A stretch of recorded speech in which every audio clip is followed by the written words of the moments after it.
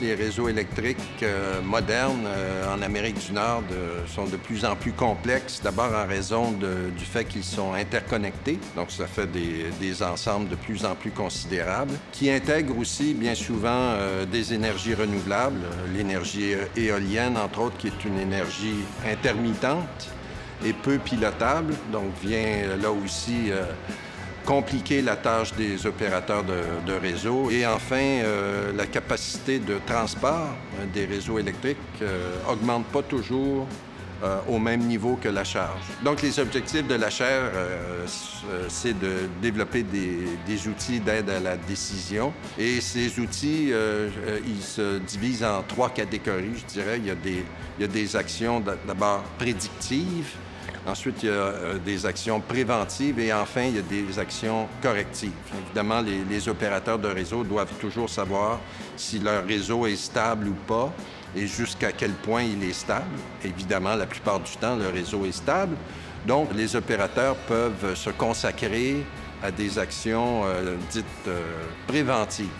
Et des actions préventives, bien, ça commence normalement par ce qu'on appelle une analyse de contingence. C'est-à-dire qu'on se dit, bon, si on perdait une ligne, bien, est-ce que ça mettrait en péril la stabilité du réseau? On peut tout faire ça par simulation et on voit si cette contingence entraîne une instabilité.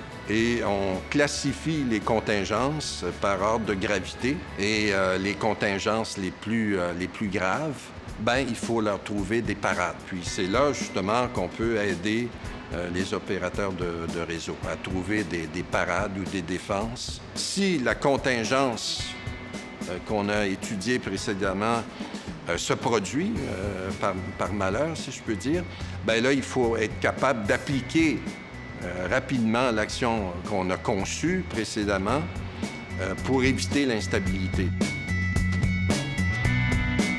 Je pense qu'il restera toujours du travail à faire, c'est certain. Encore une fois, un réseau tel que celui d'Hydro-Québec est déjà très performant à l'heure actuelle, mais il est perfectible, donc il restera toujours beaucoup de travail, je pense, pour les ingénieurs et les chercheurs. Je pense notamment au réseau intelligent, là, le Smart Grid dont on parle tant aujourd'hui, puis même l'Internet de l'énergie.